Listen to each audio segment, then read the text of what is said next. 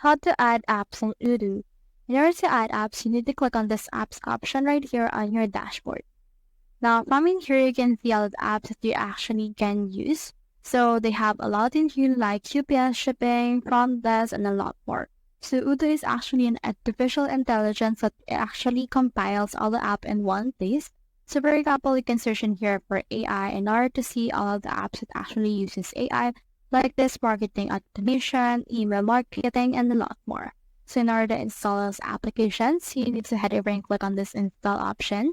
Now click on this confirm right here in order to actually add this to your plan.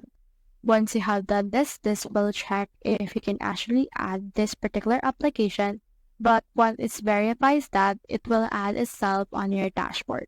So as you can see right now, it's been installed and then it will reload. And as you can see right here, we have now our email marketing as well as marketing automations right here.